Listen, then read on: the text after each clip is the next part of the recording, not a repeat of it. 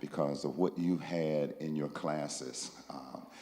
I walked by Brother Winfrey's class, and I'm telling you, early this morning, he was yanking it. He was yanking it. In fact, I was standing out there tapping my toe while he was yanking it. And then I got a chance to sit in on my nephew and catch the tail end of Craig. And I'm sure in the other classes, they've been just as rich. You ought to go ahead and celebrate because you're getting quality stuff. Amen. So I just want to bomb from 30,000 feet, and we won't be in here long, so trying to put some closure on today. My assignment was the heart of Christian leadership, and I did a little subtitle entitled Transitioning Through Change, the Process of Vision for Your Church. Wow. So I hope that you can receive this. The process of vision is based on the principles of Nehemiah, which employed in the Old Testament book of Nehemiah. Nehemiah was one of the most visionary leaders of the Bible, and he completed a project that is considered one of the most amazing feats in all of the Bible, and that was rebuilding the wall around Jerusalem. So if you want to start a conversation about leadership from the Bible perspective, just go read. I challenge you to read the entire book of Nehemiah. Nehemiah is most often used when it comes to leadership because of its step-by-step process of vision, which emerges as a successful model for us to follow if we are to lead our ministries and churches through, get this, healthy and successful transition. Yes. There must be a preparing for vision. Vision is a process. Vision is not a product. Therein, the first and most important step in visioning is preparation. If we are to see vision, if we are to hear God's voice and conceive with our mind God's plan for the church, we must spend time in preparation. Yes, sir. Don't sit down on me now. Chapter 1, verses 1 through 3. One of my brothers came from Judah with some other men, and I questioned them about the Jewish remnant that survived the exile, and also about Jerusalem. They said to me, those who survived the exile are back in the province are in great trouble and disgrace. The wall of Jerusalem is broken down, and its gates have been burned with fire. And what we find in this passage is we can glean 5 things of preparation. One is the collection of information, the experience of holy discontent with the status quo, fasting, praying, and then waiting. First of all, it's the collection of information. Nehemiah collected information by questioning those with firsthand knowledge about the conditions in Jerusalem, gathering all the information that he could and understanding the vital principles. Nehemiah then studied the circumstances. He knew vision is best birthed through thorough knowledge. Contrary to popular belief, it is not unpopular to think or study or to do research. Yes, sir. When you wish to learn how to do something, learn from folk who are already doing it. Yes, sir. Yes, sir. Many can claim how to do it, but those who really know how to do it, if they're not just talking about it, they are doing it. Yes, sir. Do not mistake thinking you know the unchurched people in your communities. You will likely be surprised at what you find if you do not take time to do the research. That's right. The process of vision is not like turning on a light switch. Presto, macho, flip the switch and we have light. It requires tough homework. You cannot move forward without collecting information about your church and community. You must have a holy discontent with the status quo in your own church. You must commit to fasting and you must commit to praying in order to seek God.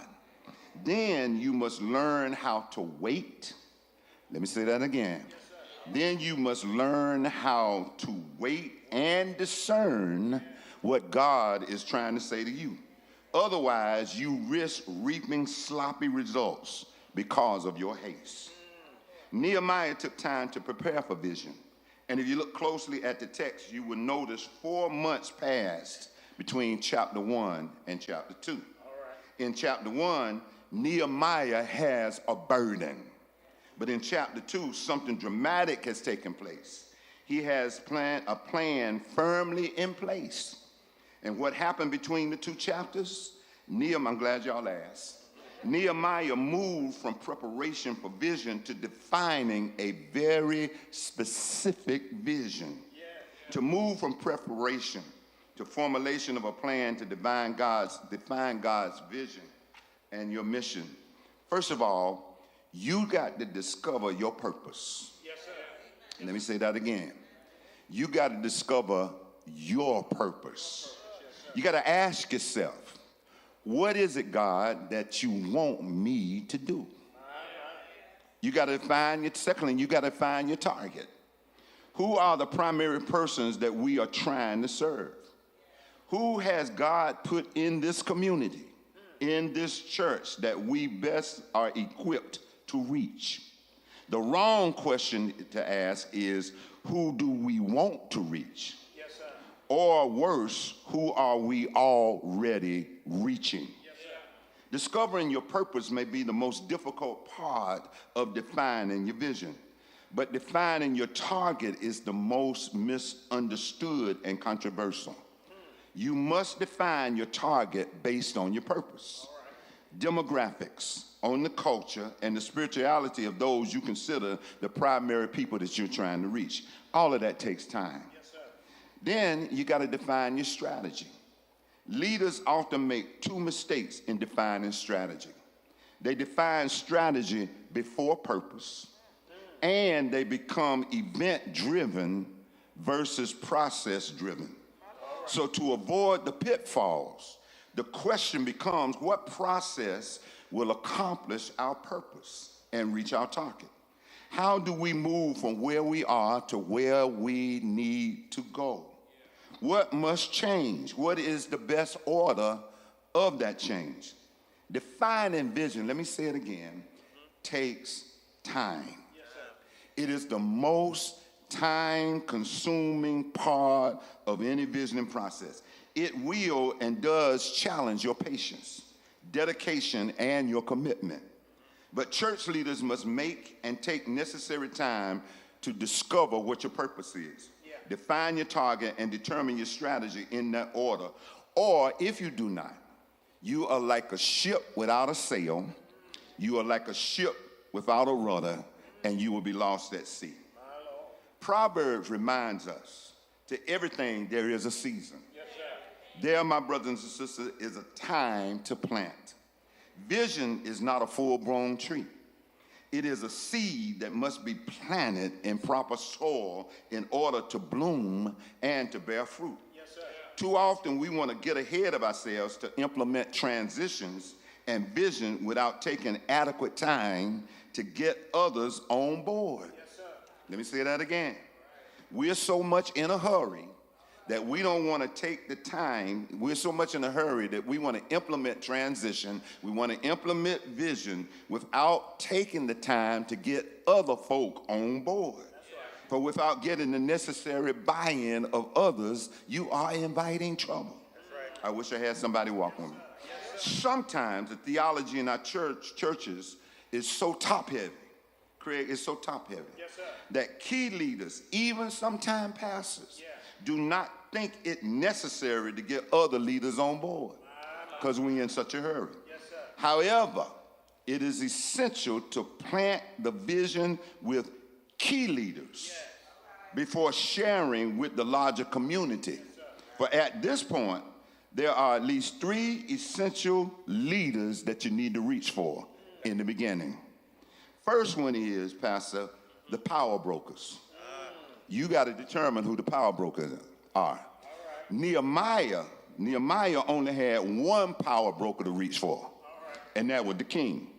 Yeah, in chapter 2, verse 5, Nehemiah makes his initial request of the king and what he sought specific approval for.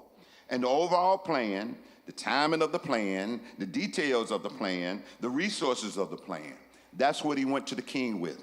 And as a leader in the church, my brothers and sisters, let me say it again. As a leader in, let me say it over here. As a leader in the church, let me say it over here.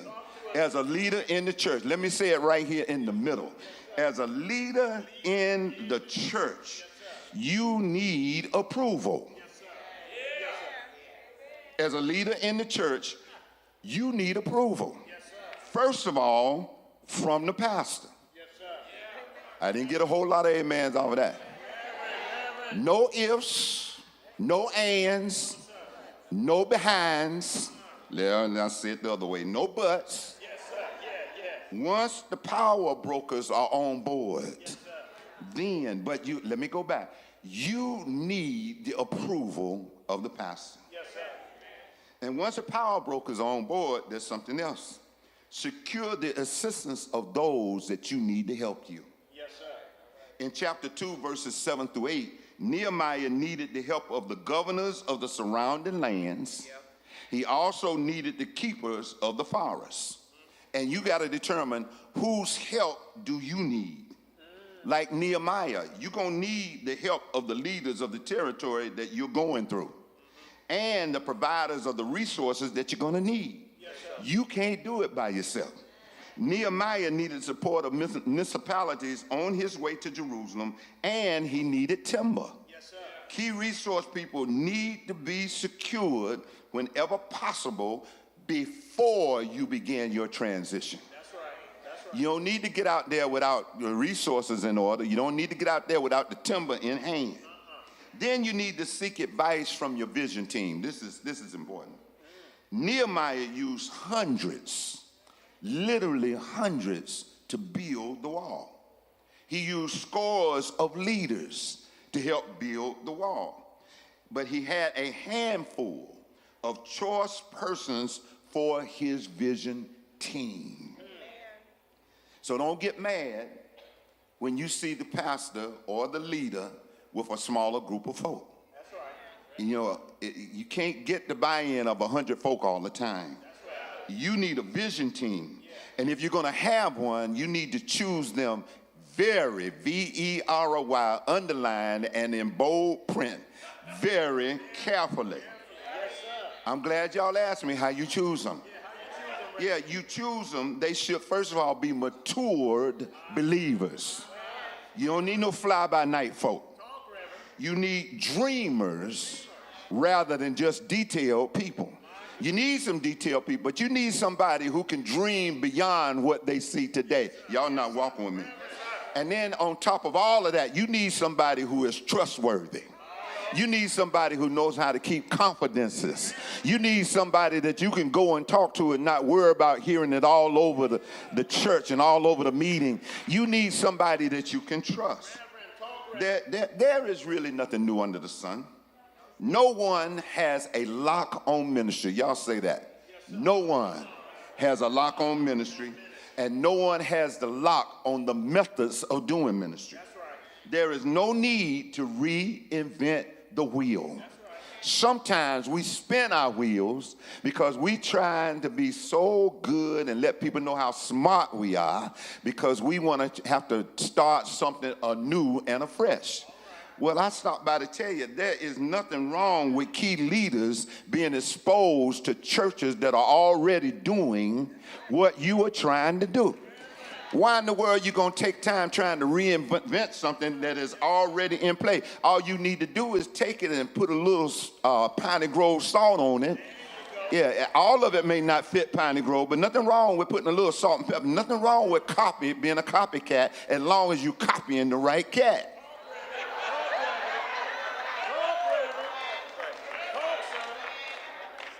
So if they're in the process of making transitions similar to you, what's wrong with comparing notes? They may have insights and ideas that will prove helpful to you as you're making yours, and yours might be helpful to them as they're doing theirs. Yes, sir. Then, to this point, Nehemiah had only shared his vision with a few folk. Chapters 2 and 16. The sharing of the vision was to be expanded. Initially, it had been shared only with power brokers. Go back and read the text. Initially, it would only be shared with assistants and then the vision team. Yeah. But the time came after you've done all of that work up front. And remember, I told you it takes time. It's not going to happen overnight. After you've done all that, after you touch first base, after you touch second base, after you touch third base, now you're ready to move toward home. Yes, you're ready to share it with the remaining leaders first, then the remainder of the church. It's important to know that nothing devalues or alienates a leader as quickly as not knowing what is coming next before the rank and the file knows. I think I better say that again. Nothing tears up a vision easier than you getting the information out there and you haven't told your leaders, and then they get hit with it. The rank and file get it before they do. Amen. They're in leadership for a reason. If your leaders do not know what is going on, it should not surprise you that you will likely not have their support. That's right. Yes, sir. Reverend, that's good. Amen. Amen. Amen. Amen. The sharing of transition and vision is not a cookie-cutter process. There are multiple ways to share, to your point in your class today. There are multiple ways to do it. You do it through preaching. You do it through small groups. You do it through developing purpose strategies. You do it through sharing vision phrases. You do it through sharing the faith. You do it through going on retreats and going to conferences and sharing in other churches. You do it through tapes. You do it through books. You do it through one-on-one. But most important of all, you do it through living it out in your own life. That's right. That's right. There's no one way to do it. So the smart leader is going to make sure that you get it. Everybody's not going to read the email. Everybody's not gonna cut it on YouTube or Facebook. Sometimes you got to write it down for somebody. Sometimes some people hear better than they read. So there's got to be different ways and creative ways of getting the message and the vision and the transition strategy out so that you can touch everybody as much as you can. Yes, sir. Yes, sir. And then it is difficult to fake passion.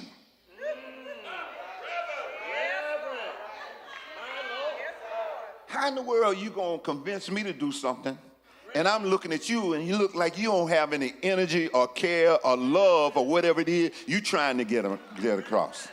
That's why it's so important who you have as greeters. It's so important who you have on the door. Reverend here said today you don't need an usher with bad breath on the door. No. But you don't need somebody who's always frowning at the front of the door, because they set the tone for your worship. And if they're frowning, if they're upset, if you mad that day, God sakes, go sit down somewhere. If you're having a bad day, you don't want to put that off on somebody else. I don't need you to ruin my worship before worship gets started. Yeah, because I started before I got home, but I don't need the glitch that you putting in my way when I come through that door. So if that's the way it is with you, go take a seat. Maybe you need to just sit down that day. But if you're a leader and you're trying to get something across to your people and you don't have any enthusiasm about it, don't expect me to have any. That's right. It's hard to fake passion. And if you desire others to be passionate about your vision, you be passionate about your own vision. You got to live it out in your own life. You must show the excitement. You must show that you believe in it. You must show that you care about it. You must walk it. You must talk it. You must live it. And share it, and keep sharing it with your heart until somebody catches it. Yes, sir. When you are prepared for vision, planted the vision, and shared the vision, and implementing vision will be easy. Yes, sir. Not really. Talk, Reverend. There are 3 things that prove helpful to use in implementing your vision. Implement your changes one at a time. Yes, sir. Ouch. How do you eat an elephant? One bite at a time. Yeah, you don't give somebody the whole cow. Man, you can't eat the ribeye and the T-bone and all of that at the same time. You do it, you implement your changes one at a time. Then you implement changes in strategic order. You know, what order? What is that, Reverend? Well, in chapters 3 and 4, if you read the book of Nehemiah, you can see a strategic order to Nehemiah's project. First thing he did was tackle the gates. Come on, walk with me. Yes, sir. Strategic order.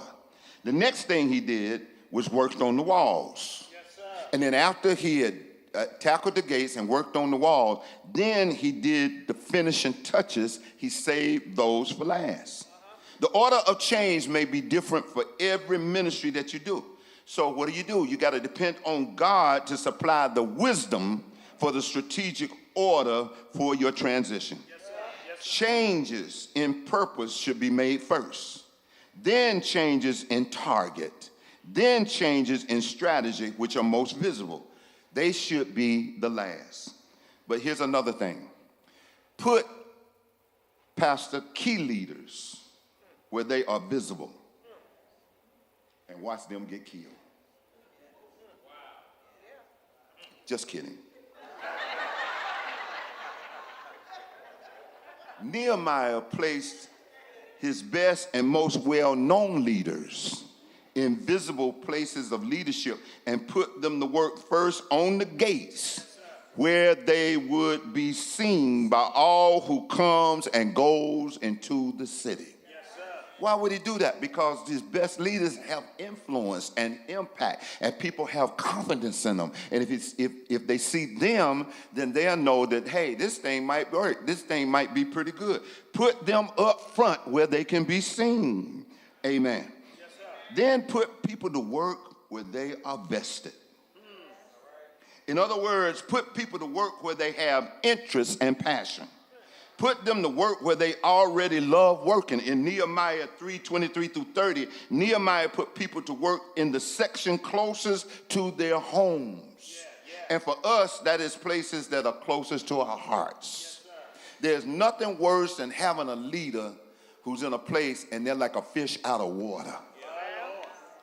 Why would you put a deacon, make a person a deacon who does not have compassion?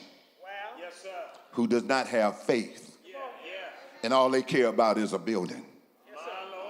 You're shooting yourself in the foot. It is wise to put key leaders in visible places so that others can see that they are on board. Put people to work in places where they have interest, passion, or places where they've already proven to be effective. Then capitalize on your God-given strengths rather than programming to your weaknesses. And by the heaven's sake, go slow when implementing any change related to your vision. You do not have to be in a hurry. Yes, sir. Transition takes time. Yes, sir. The speed of your transition should be determined by this: the distance you must go, the size of your ship, the age of your ship, and the toughness of your leaders. For remember, you can teach an old dog new tricks, but you must be really patient with the dog. Yes, sir. Yes, sir. Yes, sir. I'm an old dog. I can learn, but you got to be patient with me. I don't move as fast as I used to move. I don't think it's clear as I used to think. I can't see as bright as I used to see. I don't walk as fast as I used to walk. But you can teach me new tricks if you are patient with me. There are a few things that can derail your transitional vision. I'm almost through, y'all. But there are a few things that can do it better than opposition. Opposition is on the way.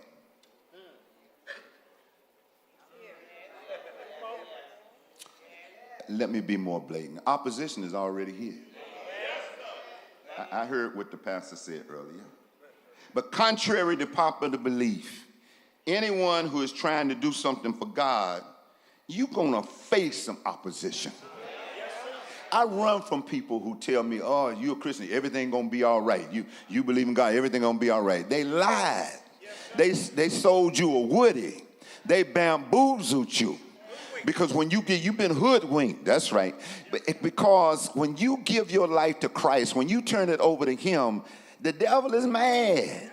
And he's going to be on his job. He's going to do stuff to interrupt and try his best to make you turn around. So you got opposition. Why are you going to be surprised? Excuse the expression, hell yeah, you're going to have some opposition. Yeah, let me tell you what's coming your way. When you are working for the Lord, you must expect apathy. It's right there in the text.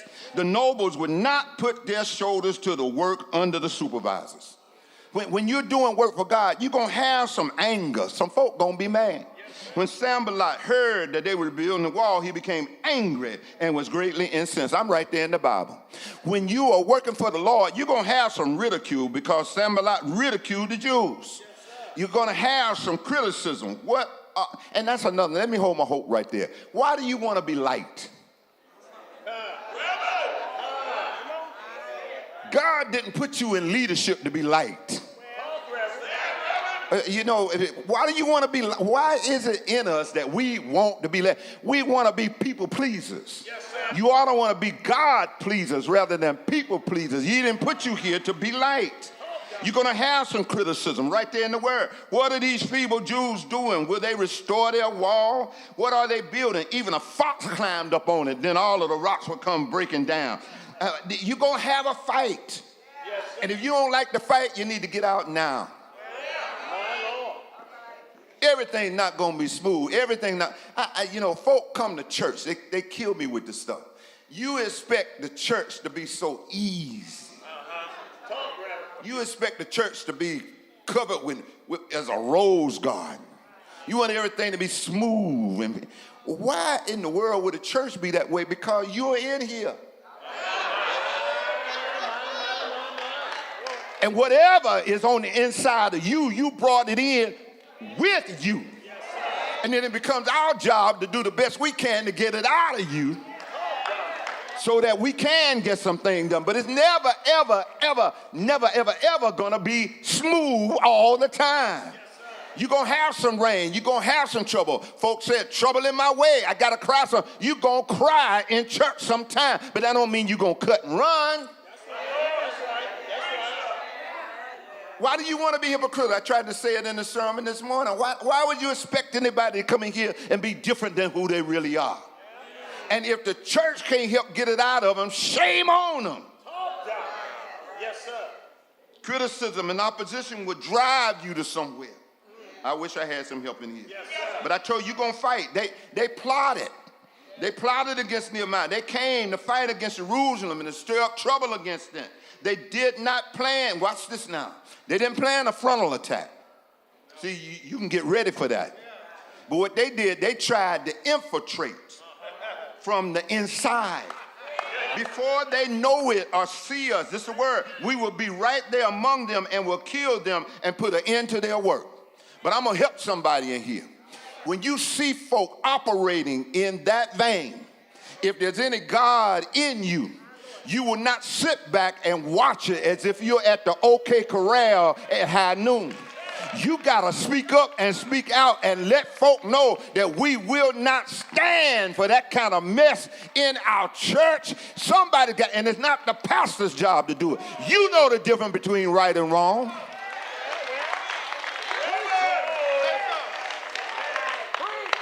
Well, I don't want trouble. I don't like trouble. Well, do you leave your house when you have trouble? Do you walk off your job when you have trouble? When you know the devil is trying to tear up the work of the Lord, and in here, this is your church, this is where you pay tithe, this is where you come to learn, this is where you come to rejoice, this is where you come to give God glory, this is where you come to be discipled, and you don't sit back and let some Sanballats and Tobiah tear up your peace. You cannot have peace with the devil.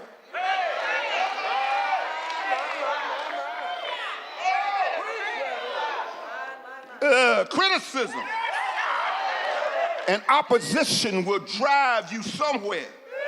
So if it's going to drive you somewhere, then why don't you let it drive you closer to God? I wish I had some help in here. Why would you let it drive you closer to God so that you can become better? Nehemiah encouraged his troops. Said, after I looked things over, I stood up and said to the nobles and the officials and the rest of the people, do not be afraid of them. Remember the Lord, who is great. Remember the Lord, who is mighty and awesome. And fight for your brothers. Fight for your son. Fight for your daughters. Fight for your wife. Fight for your home. And I say, fight for your church. Remember, God is with you. Remember your purpose. Keep on working, Piney Grove. Keep on encouraging. And do not be afraid of your critics. Yes, sir. Because every moving object in this world encounters resistance. Yes, sir. Yes, sir. Yes, sir. But just keep on leading. Keep on leading. Yeah, people will leave your ministries. Yeah, and your church. But I shared this with you, an older gentleman when I was in my second church shared with me. He said, I used to get upset when folk left my church. I thought it was something that I had done. And I knew I had tried to treat people nice, just trying to do what the Lord had wanted me to do. And I'd be so upset when they went out the door and they were just upset and they left. And I would pine over that thing. And he pulled me aside one day. He said, young man, let me tell you something. Sometime the Lord bless you when he pruned the tree.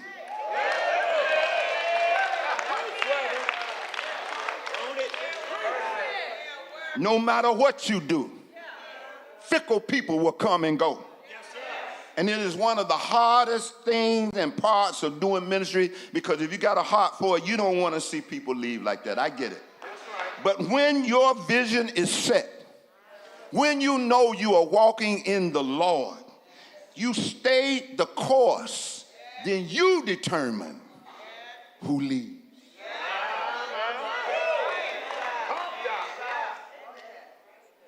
Every now and then, you got to make a course correction. You're going to go through some major changes. Somebody going to feel neglected. Yes, sir. Yes, sir. And they usually let you know because they start complaining. Reverend.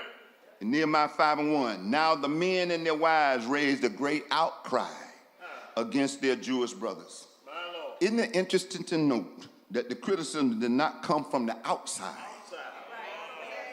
but it came from within?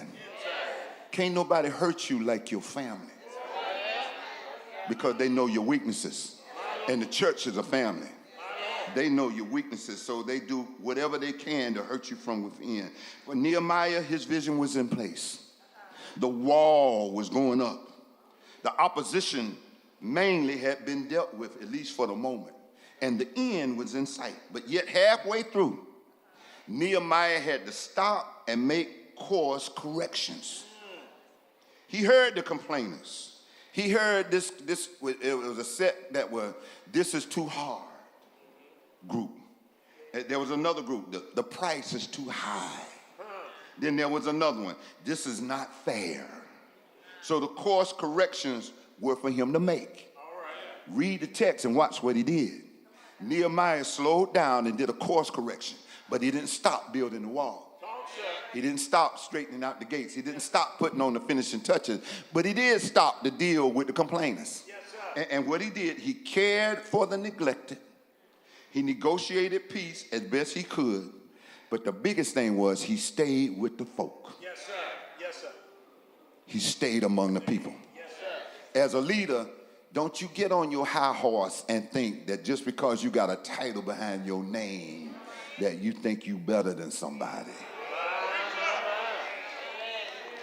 The church is no place for you to come in here and play out your power fantasies. Yeah, you should read the book, A Trial of Equals about Abraham Lincoln and his leadership. Yeah, we're all equals in here. Yeah, even the pastor is the under shepherd, but even the pastor has to have somebody who holds them accountable. Yes, sir. Yes, sir. I'll say that again. Yes, sir. As pastors, we have to give somebody permission to hold us accountable. You know why? Because our stuff stinks just like anybody else's. Yes, sir. I wish I could say it like I really want to say it.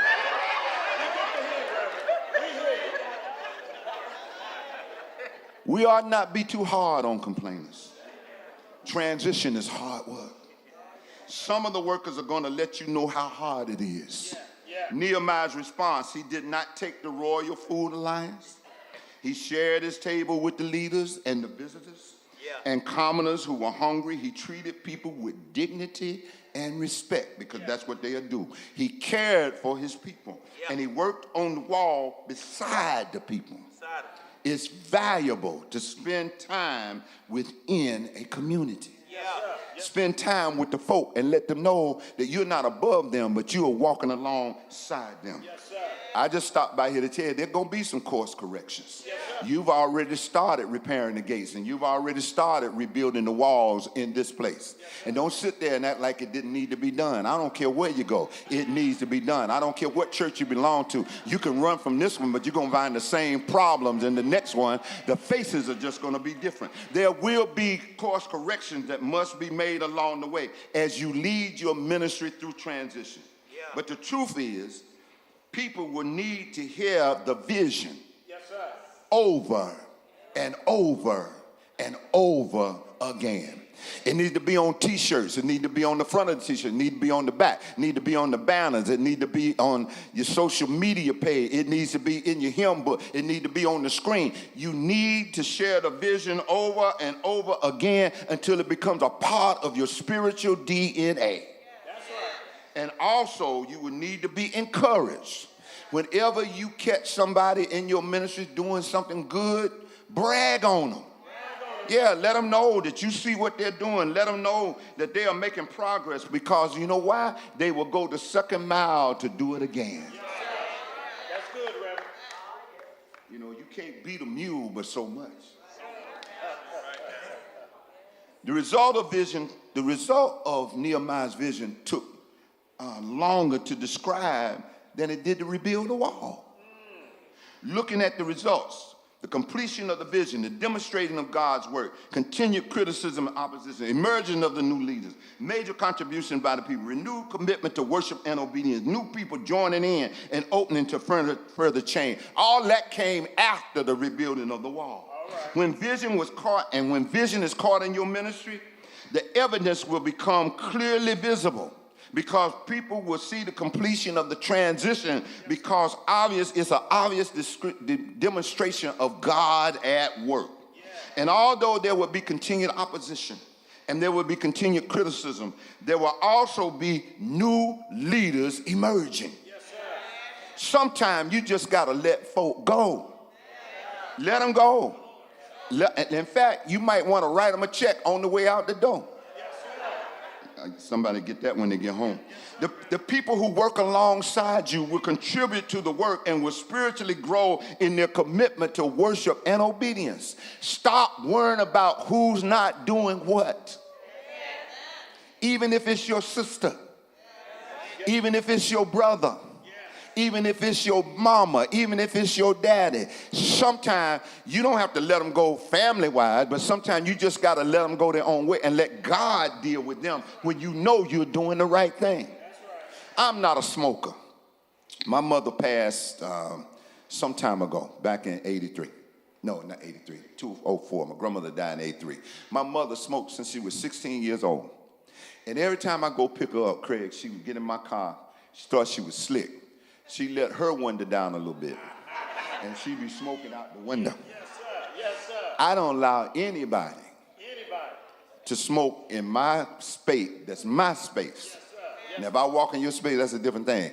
But not in my car, not in my house, nowhere like that. Right. So my mother used to come to my home. It'd be 29 degrees outside, and she'd be sitting out there on the back porch, just smoking away. I had some friends come over. My friend came up. He said, "Mom, man, you got your mom outside 29 degrees well?" I said, "Yeah. These are my lungs, and I have a right to take care of mine. This is our church. And you have a right to defend your church. You have a right to make sure that the best things happening in here will continue to happen. Yeah, you're going to have continued opposition, but people will be drawn to what you are doing because you are working out the transition and vision that God has given you. So as long as you stay impressed with God and not impressed with yourself, you're going to be all right. God will continue to do impressive things through us and in our midst as long as we don't take the credit and we're willing to give God the credit. So no matter what you do, it's not up to you. It's God. It's to God be the glory. Oh, yeah, you've done some great things. You might have sung and tore the house out, but to God be the glory. You might be able to lead a ministry and go out here and feed 1,000 people, but it's not you. It's to God be the glory. You might be able to preach your horns off a billy goat, but it ain't you. It's giving God the glory. I wish I had some help in here. And as I leave you alone, something the devil will not do, is the church running out of chances? Talk, Reverend. Is the church running out of chances? Is your ministry running out of chances? If we refuse to transition, and do we pronounce our own death sentence? My Lord. If we refuse to catch the vision, are we not claiming our own death sentence? Are we running out of chances? That's the question today. Yes, sir. How long will God put up with this foolishness? Or do we embrace transition, learn the process of vision, and not only live it, but thrive as a beacon of light to our community? Are you running out of chances?